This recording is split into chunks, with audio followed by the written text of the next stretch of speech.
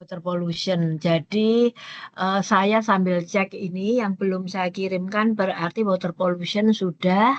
Kemudian restorasi sungai belum ya? Belum, River. Prof. Kemudian bioremediasi, Belum juga, Prof.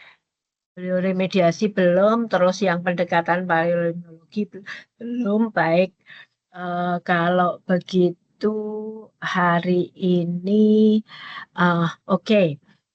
Hari ini kita akan eh, apa namanya sampai ke materi pengelolaan sampah.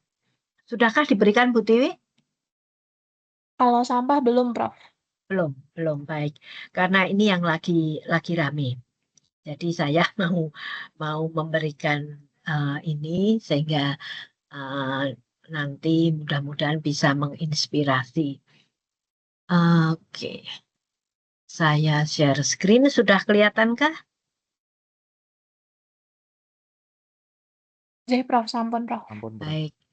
Baik, kita hari ini akan coba apa namanya bicara tentang waste management. Di Indonesia menjadi problem banyak penelitian, terutama mahasiswa DIL yang penelitian tentang TPA dari mulai Jatibarang, dari kemudian Bantar Gebang dan lain-lain itu banyak. Saya punya satu bimbingan DIL dia penelitiannya di TPA Bantar Gebang gitu ya. Jadi, nah sekarang justru itu tantangannya. Kita akan cek nantinya apa yang bisa dilakukan. Jadi tidak hanya sekedar eh, memilah, tetapi ada hal lebih kritis lagi yang bisa dilakukan. Jadi kalau dilihat gambar ini kan tipikal di Indonesia. Sampah plastik ada di mana-mana gitu ya. Dan memang kita diklaim menjadi negara terkotor begitu. Karena pertumbuhan populasinya tinggi, sementara apapun itu selalu bungkusnya itu plastik karena lebih murah. Tapi karena krisis perang tahun ini di mana harga plastik itu mulai melonjak tinggi, itu pun berdampak ke dari sisi harga mereka tidak menaikkan, tetapi kemudian kalau makanan dari sisi porsi itu mulai menjadi berkurang. Satu sisi itu eh, di aspek lingkungan berdampak bagus karena pasti akan mereduksi sampah plastik. Ya, kita kan akan kembali menggunakan daun, menggunakan kertas, begitu itu.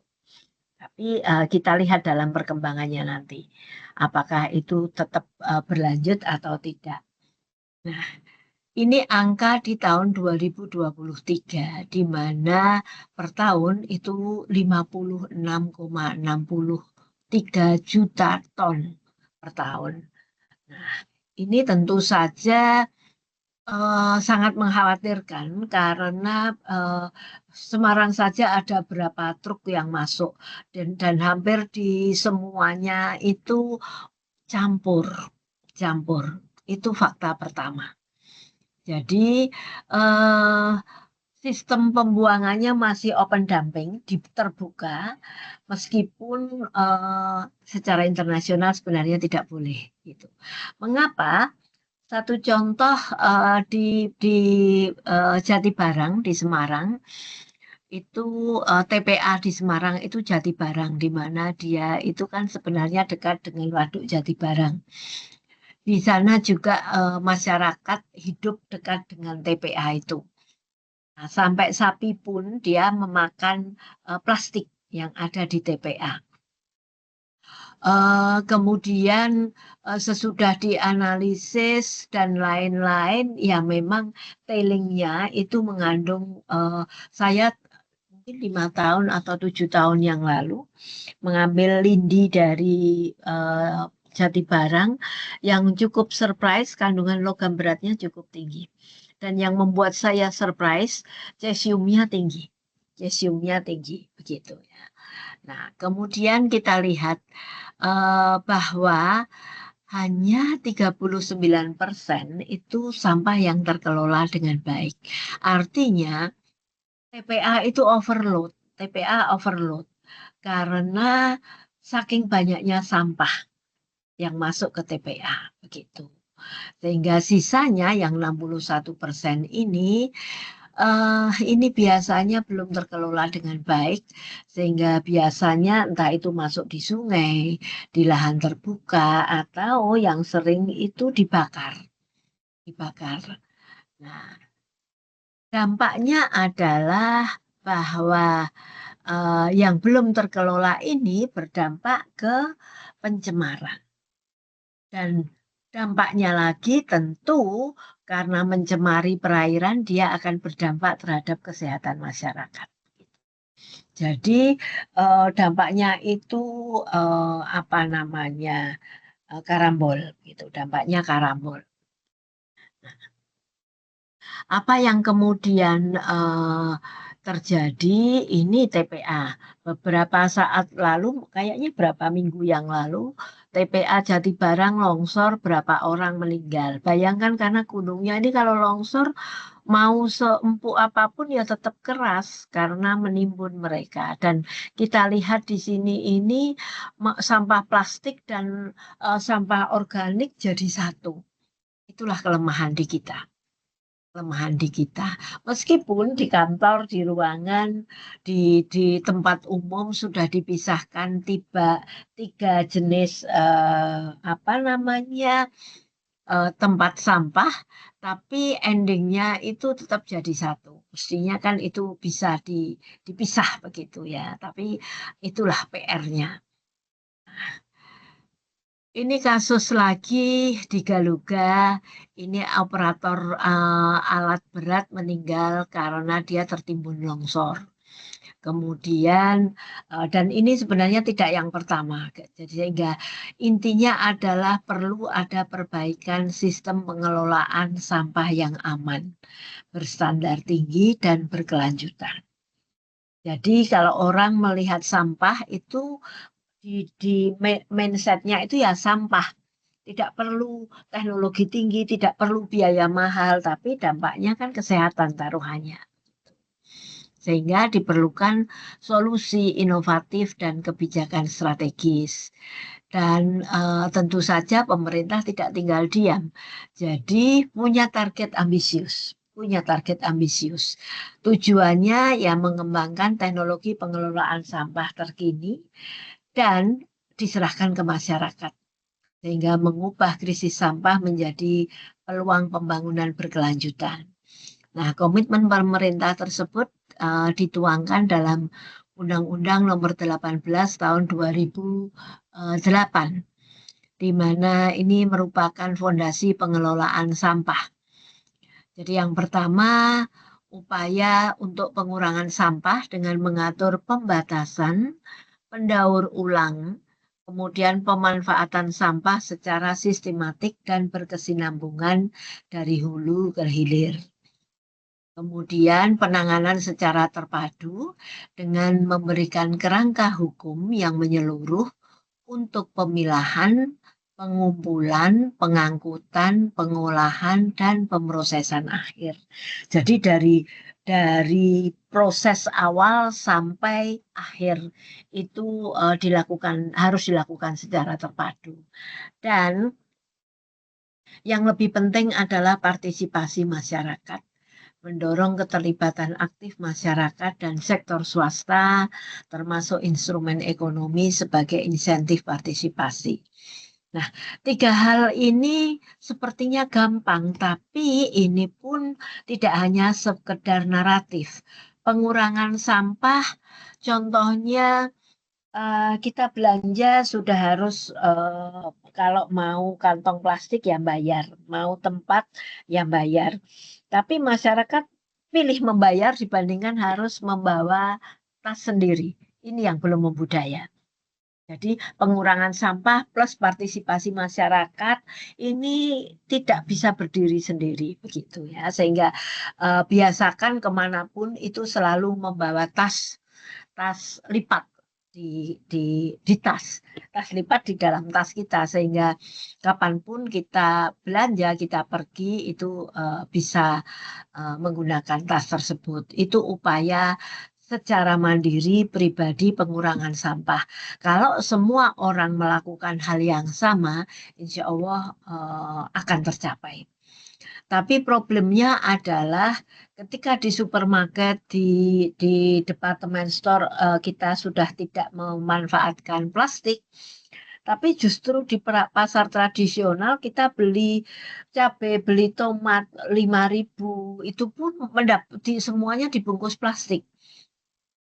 Jadi kalau kita membawa tas sendiri supaya tidak diberi tas gede untuk naruh barang-barang belanjaan kita ketika ke pasar tradisional, jawabannya itu malah, eman-eman ini tasnya bagus, udah pakai tas plastik kresek ini aja lah kan, pusing kita. Jadi itu contoh bahwa sebenarnya partisipasi komunitas dalam hal ini perlu edukasi. Harus dilakukan edukasi. Kemudian ada lagi ini, baru tahun kemarin Perpres, jadi undang-undangnya tadi, kemudian Undang-Undang Nomor 18 tahun 2008 diturunkan, kemudian Perpres 109 tahun 2025. Regulasi terbaru kebijakan persampahan nasional. Jadi ada transformasi pengelolaan sampah perkotaan. Pilarnya adalah, kata kuncinya energi terbarukan. Jadi pengolahan sampah berbasis teknologi ramah lingkungan untuk menghasilkan listrik, biogas, dan biofuel. Kemudian sampah sebagai sumber daya dengan upaya perubahan paradigma dari sampah sebagai beban menjadi sampah sebagai aset energi bernilai ekonomi tinggi. Nah, inilah Perpres inilah yang kemudian dinilai terlalu ambisius. Tapi kalau tidak seperti itu ya kita tidak akan maju. Kita harus, kalau target itu kan harus tinggi. Jangan membuat target itu rendah, begitu ya. Target harus tinggi. Kalaupun misalnya nanti tidak tercapai atau belum tercapai, pasti ada reasoningnya, ada justifikasinya, begitu. Nah, jadi teknologi pengolahan sampah menjadi energi listrik ini yang membuka peluang besar bagi Indonesia untuk mengatasi dua masalah besar sekaligus, krisis sampah dan kebutuhan energi terbarukan yang terus meningkat. Oke. Jadi target ambisiusnya 100% pengelolaan sampah pada 2029. Jadi Presiden RI menetapkan komitmen nasional yang tegas menyelesaikan persoalan sampah secara tuntas dalam satu periode pemerintahan. Target ini didukung oleh strategi terpadu yang mencakup seluruh rantai pengelolaan sampah. Di edukasi masif, kenapa? Supaya masyarakat sadar. Jadi kalau menurut saya edukasi paling pas itu melalui anak sekolah. Pertama mulai dari mereka SD sampai dengan SMA. Mengapa? Karena ketika mindset mereka diubah, itulah motor kita. Di rumah dia akan menjadi agen perubahan di rumah. Mengajak orang tua, saudara, semua yang ada di rumah melakukan sesuatu. Di sekitarnya juga demikian, begitu ya. Sehingga perlu dilakukan edukasi masif. Kemudian refuse derived fuel atau pembangkit listrik tenaga sampah berteknologi tinggi, PLTSA.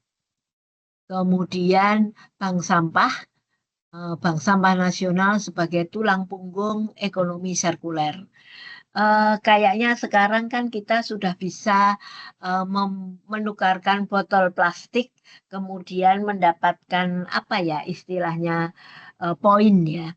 mendapatkan poin. Jadi apa yang kita lakukan di negara maju itu sudah dilakukan, bahkan di supermarket, di tempat-tempat strategis itu disediakan itu. Jadi kita tinggal sama kayak di kita, tinggal memasukkan, kemudian kita akan punya, karena kita punya akun, semua orang bisa membuat akun sehingga kemudian bisa mendapatkan poin begitu. Kemudian transformasi TPA, jadi open dumping ini sudah saatnya dipindah ke sanitary landfill. Jadi ditimbun kayak zaman dulu. Zaman dulu hampir setiap orang karena mereka punya lahan luas, mereka itu kan punya landfill sederhana. Jadi membuat kubangan, kemudian sampahnya dibuang di situ. Nah, sekarang kita mau kembali ke model landfill. Jadi dengan open dumping ini satu pencemaran, dua kesehatan, tiga kecelakaan, sehingga tiga faktor utama ini yang harus diatasi. Sehingga sebagian membutuhkan landfill. Permasalahannya untuk landfill itu kan butuh lahan luas. Tapi sebenarnya kan tidak apa-apa, sehingga apa yang sudah dipilah nanti itulah diproses, baru prosesnya itu nanti akan memanfaatkan landfill begitu. Nah, ini beberapa daerah yang sudah memberikan contoh. Jogja punya Wis Sodakoh, model ini pengelolaan sampah berbasis masyarakat, mengintegrasikan nilai sosial dan keagamaan. Keagamaan dalam hal ini adalah sedekah. Jadi warga menukar sampah daur ulang sebagai bentuk sedekah produktif yang bernilai lingkungan. Jadi dia sodakoh, sampah plastiknya tidak, kan ada juga yang bank sampah itu kan dibeli. Jadi sekilo berapa sehingga dia punya tabungan sampah begitu. Kemudian bank sampah ini ekonomi sirkuler, menabung sampah, kemudian mendapatkan insentif finansial, dan ini pun di banyak daerah sudah banyak untuk bank sampah ini. Kemudian pengelolaan sampah desa yang mengkombinasikan bank sampah dengan program edukasi warga secara intensif sebagai model replikasi nasional. Jadi intinya masyarakat itu kalau diajak mereka itu biasanya mau kok, tidak yang defensif banget begitu ya. Nah, namun dalam kenyataannya di lapang tantangan struktural yang kompleks. Kesenjangan antara regulasi dan implementasi ini masih sangat lebar, sehingga memerlukan pendekatan yang jujur dan solusi yang lebih realistis begitu. Nah, kemudian keterbatasan anggaran ini juga merupakan problem dan koordinasi. Jadi anggaran pengelolaan sampah di banyak daerah ini masih jauh di bawah karena mindsetnya kenapa ngurusi sampah, ngurusi masyarakat yang lapar saja belum terselesaikan. Jadi dilematis memang.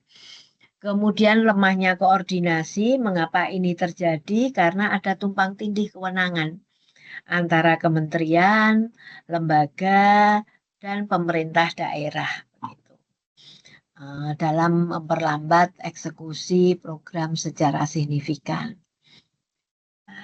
Kemudian ini partisipasi masyarakat masih belum optimal karena kuncinya adalah perilaku masyarakat. Sehingga program edukasi dan regulasi ini harus mengakar gitu ya. Nah, program pendidikan lingkungan baru menjangkau sebagian kecil sekolah di Indonesia. Jutaan anak belum mendapatkan pemahaman dasar tentang pemilahan dan pengelolaan sampah yang benar. Jadi ini PR sebenarnya, PR bagi kita semuanya. Kemudian EPR yang rendah, jadi Extended Producer Responsibility ini masih sangat rendah. produsen belum sepenuhnya bertanggung jawab atas daur ulang kemasan produk mereka. Produk sekarang ini plastik air galon sekali pakai itu pun menjadi ada problem terhadap sampah, meskipun itu bisa dikonversi menjadi pot, menjadi apapun, tetap harus ada upaya kolaboratif baik masyarakat maupun EPR. Kemudian bottleneck berikutnya adalah kesenjangan urban dan rural. Infrastruktur pengelolaan sampah sangat terpusat di kota besar. Sementara di daerah pedesaan dan kepulauan terpencil hampir tidak memiliki fasilitas pengolahan sampah yang memadai. Nah, sepertinya masih 4 tahun, tetapi untuk mewujudkan itu, ini masih di bawah 50% realisasi pengelolaannya. Bank sampah yang aktif itu baru 12.800, tidak ada 15.000, sehingga PR-nya itu masih sangat-sangat banyak sekali. Nah, sementara program teknologi pengolahan sampah menghadapi tantangan teknis dan non-teknis. Jadi kendalanya kalau dibuat RDF, kadar air sampah Indonesia itu tinggi akibat iklim tropis dan kebiasaan pemilahan yang buruk, sehingga menurunkan nilai kalor RDF secara drastis. Jadi sudah lembab, masih campur-campur lagi, sehingga dia tailingnya itu masih tinggi dan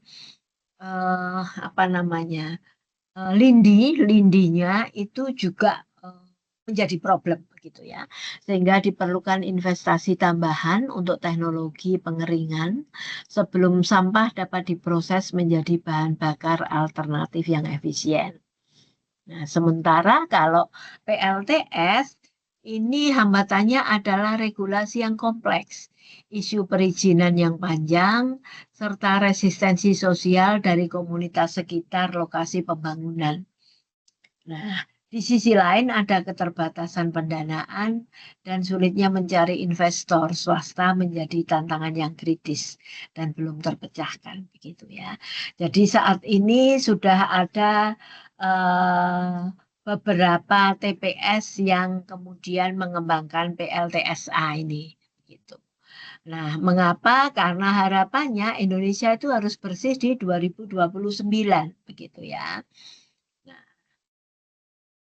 Untuk mempercepat itu, maka kunci keberhasilannya terletak pada Pemda. Kenapa Pemda? Karena ujung tombak implementasi di Pemda.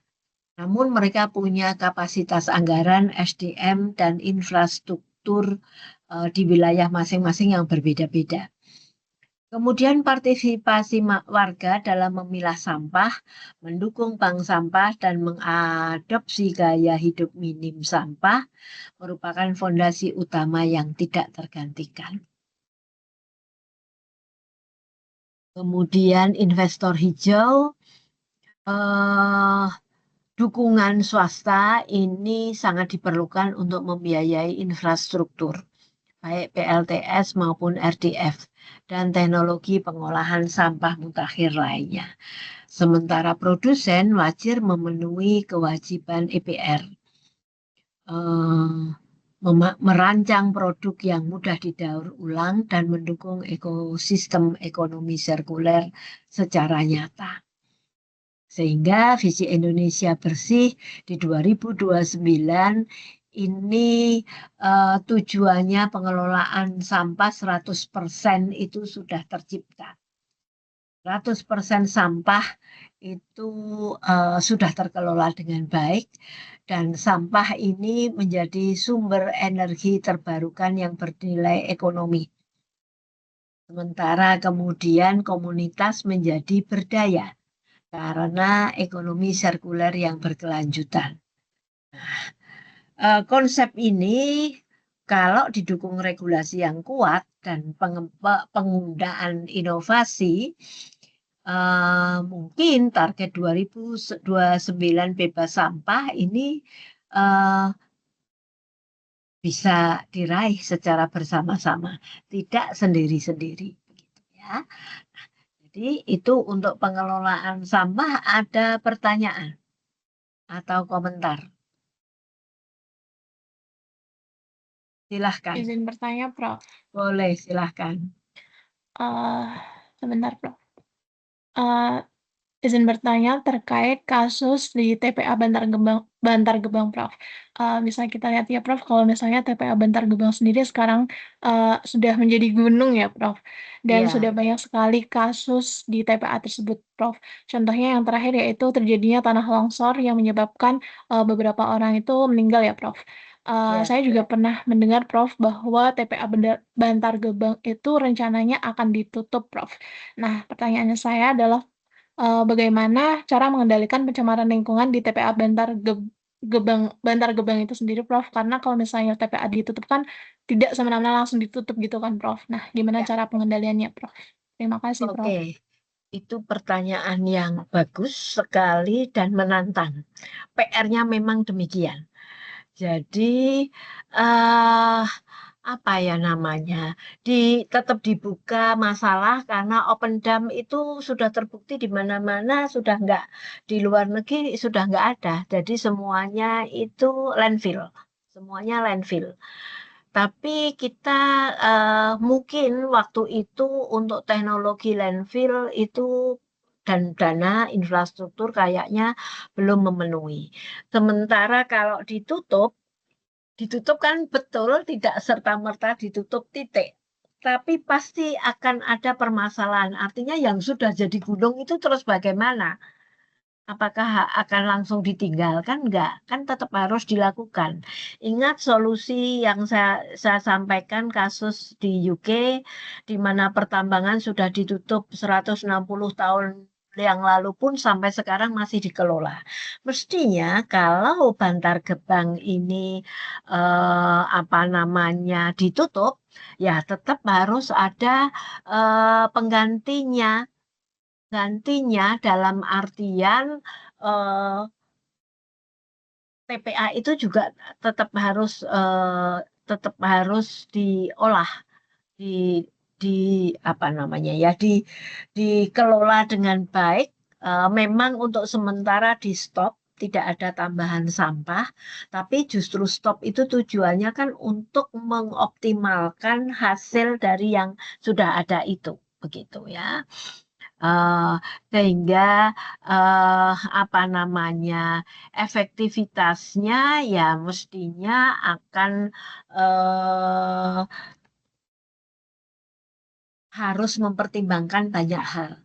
Tapi saya dengar pun di Bantar Gebang juga sudah mulai ada percontohan eh, apa namanya, PLTSA. Jadi problemnya itu Bantar Gebang ya, satu lindi. Jadi lindi itu kan limbah cair sampah. Selain bau, dia ini kan mencemari air tanah dan perairan. Dan kemudian dia kan punya sumur pantau. Karena begitu ini nanti mencemari sumur penduduk, lebih bahaya lagi aspek kesehatan taruhannya. Kemudian ada emisi gas metana yang terjadi karena proses penimbunan dan terjadinya dekomposisi begitu.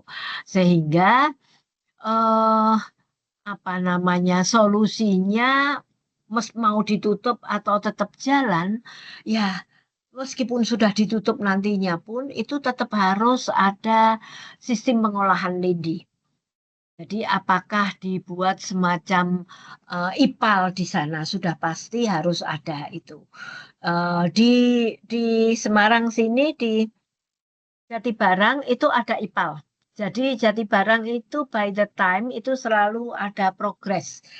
Sekarang sudah ada IPAL sehingga air lindi itu sudah diproses melalui beberapa tahapan sebelum masuk ke sungai begitu. Nah, kemudian yang sebenarnya bisa dimanfaatkan itu kan gas metan. Nah, gas metan ini kalau sampahnya sudah menggunung seperti itu, sepertinya sustainabilitasnya kan bisa terjamin ya. Dan itu kalau itu bisa kemudian dikonversi, Bantar Gebang saya dengar juga sudah ada bagian yang dia mengkonversi pemanfaatan gas metan ini. Kemudian, nah, yang saya belum lihat itu contoh skala nasional untuk landfill. Untuk landfill. Jadi praktek sederhana oleh masyarakat di desa-desa ini justru malah sudah dijalankan begitu ya. Dan mereka mereka paham kalau itu sudah penuh ditutup, kemudian membuat lubang lagi, buang sampahnya di situ, yang lama ini sekian bulan kemudian sudah bisa dimanfaatkan sebagai pupuk begitu ya. Kemudian eh, kalau bicara konteks pengendalian pencemaran seperti nama mata kuliah ini, maka eh, kita tidak hanya bisa mengandalkan TPA untuk menanggulangi sampah padat, tetapi harus didukung dengan upaya pengurangan sampah. Jadi, ya itu tadi mulainya kan dari personal diri pribadi masing-masing begitu ya.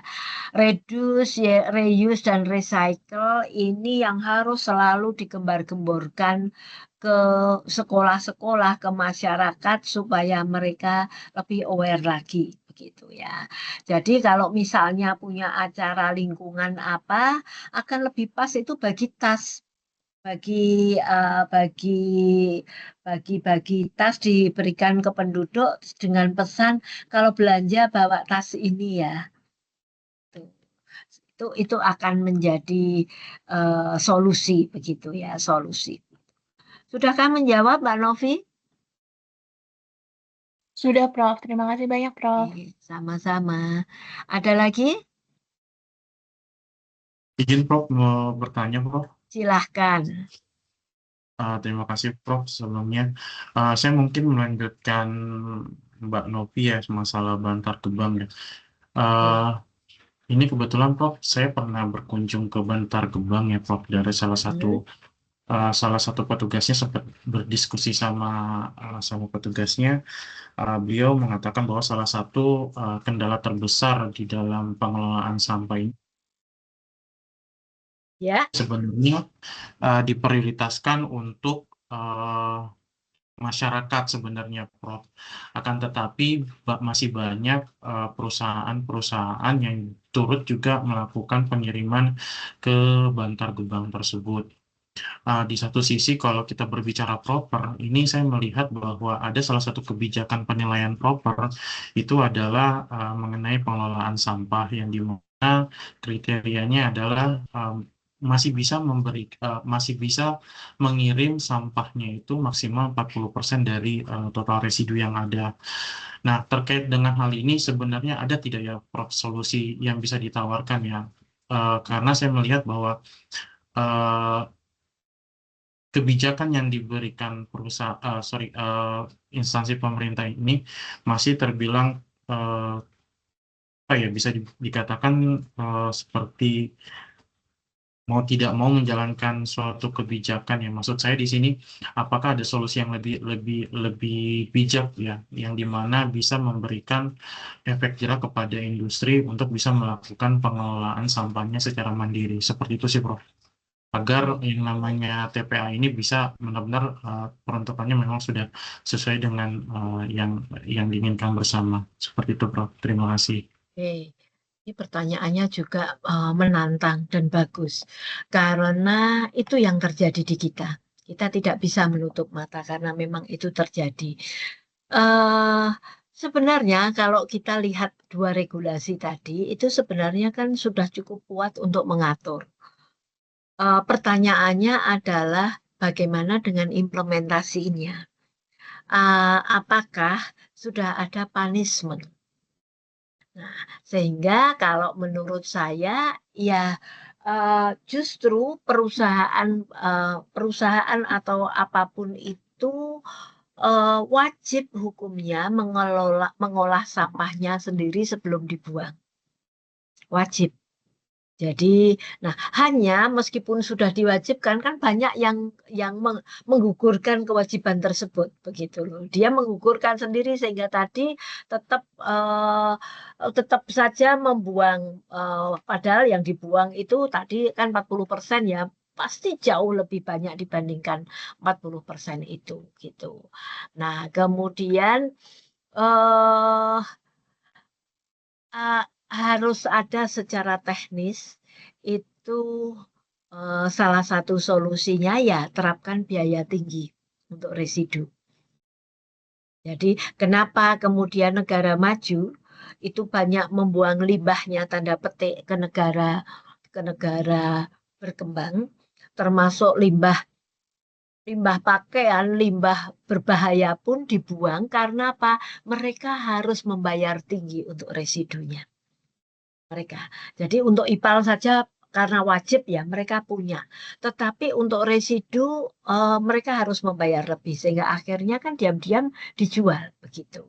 Sehingga harusnya yang dilaporkan di proper itu neraca limbahnya dilaporkan secara benar juga begitu ya. Tapi yang sering kan dibuat itu memenuhi begitu ya.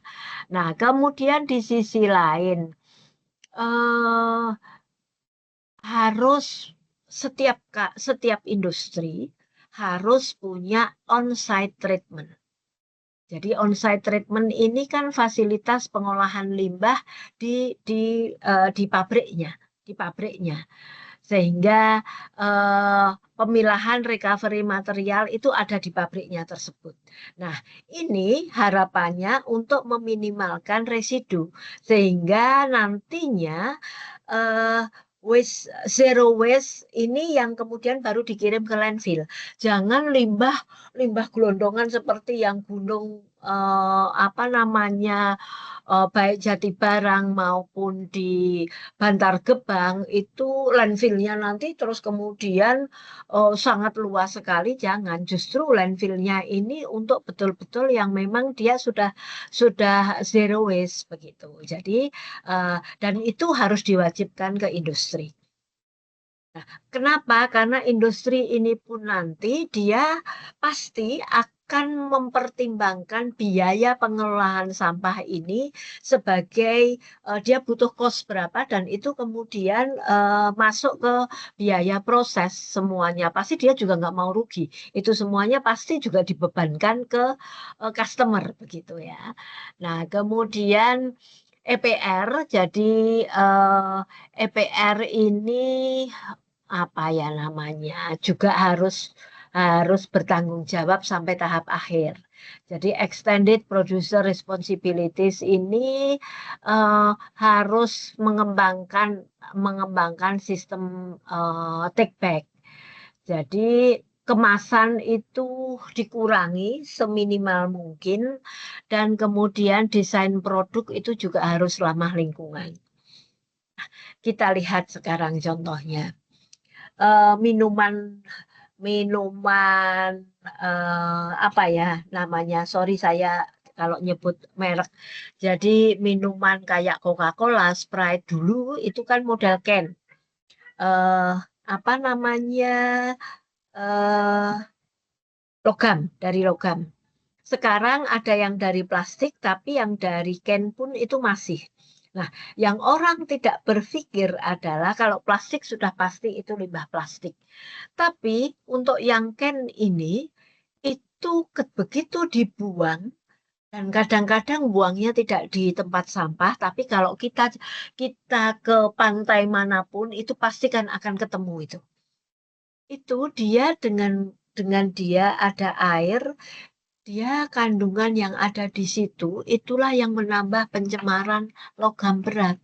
Komponennya dia kan tidak hanya yang sesederhana dilaporkan, tetapi kan ada yang lain lagi. Jadi itu contoh bahwa pemilihan itu harus. Dan untuk kelompok tertentu, masyarakat well educated, mereka berani membayar lebih mahal asal kemasan itu lebih environmental friendly. Nah, KAI, Kereta Api Indonesia, perubahannya luar biasa. Mereka pun yang disediakan plastik yang disediakan untuk tempat sampah itu kan bisa di-recycle. Dia memang dipegang aja enak ya, kelihatan kalau itu mahal harganya karena memang dia akan bisa di-recycle begitu. Jadi itulah bentuk satu komitmen begitu ya. Kemudian yang ditanyakan Mas Syahri tadi, seharusnya sampah industri tidak boleh digabung dengan sampah rumah tangga. Sehingga limbah industri ini harus khusus dan mereka harus mempunyai sendiri. Begitu ya. Nah, kemudian juga RDF ini menjadi satu pilihan sekarang dengan waste to energy ini harapannya juga tetap bisa menjadi solusi, sehingga intinya adalah memang selalu akan ada residu, tapi residu itu yang harapannya bisa dimanfaatkan, bukan ditimbun begitu ya. Sehingga kalau residunya itu masih tinggi di industri tadi, ya harus diberi sanksi gitu. Nah, kemudian jadi tidak, kalau mohon maaf, kalau proper sekarang itu mungkin kan hanya berapa persen pengurangan limbahnya, berapa persen recovery-nya, dan kontribusinya ke circular ekonomi. Jadi itu yang dimunculkan karena berarti itu kan target. Kalau nanti tidak memenuhi target, industri itu kan akan kena sanksi begitu loh. Jadi harapannya seperti itu gitu ya. Jadi sebenarnya intinya kalau menurut saya itu sebenarnya kan bukan pada TPA-nya, tetapi masalah tanggung jawab antara masyarakat dan industri. Jadi itu pun tidak boleh hanya dibebankan masyarakat saja. Karena industri rumah makan itu kan juga kontribusi sampahnya tinggi begitu. Sehingga residu akhir inilah yang harus kemudian dicari solusinya supaya residu tidak bisa dihindari, namun residunya itu seminimal mungkin begitu ya. Jadi intinya ya di situ. Masyarakat sebenarnya kan berhak komplain, apalagi dengan sosmed sekarang begitu ya. Jadi ketika masyarakat tahu industri X ini dia membuang limbahnya ke sana, ya dipotret saja Bu, diviralkan, itu akan menjadi pembelajaran. Karena mereka pun takut kok sebenarnya gitu ya. Sudah menjawab Mas Hari atau mungkin punya opini lain? Silahkan. Cukup, Prof. Terima kasih banyak atas pencerahannya. Ya, sama-sama. Ada lagi?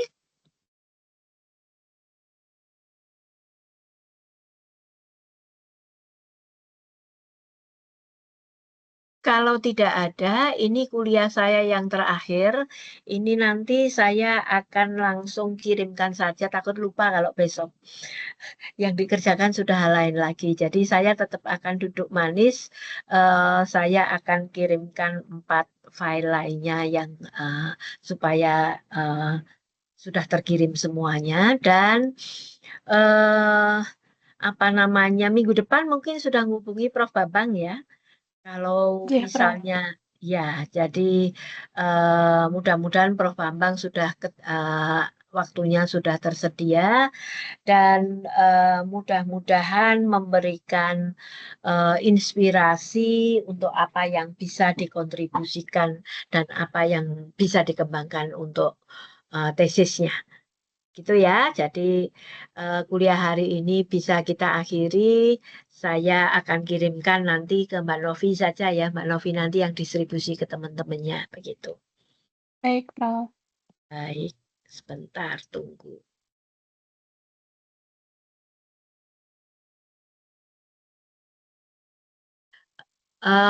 Kalau mau bubar dulu nggak apa-apa. Saya akan kirimkan filenya. Ya, dari saya cukup. Wassalamualaikum warahmatullahi wabarakatuh. Waalaikumsalam warahmatullahi wabarakatuh. Terima kasih Waalaikumsalam banyak, Prof. warahmatullahi wabarakatuh. Sama-sama. Terima kasih, Prof. Ya.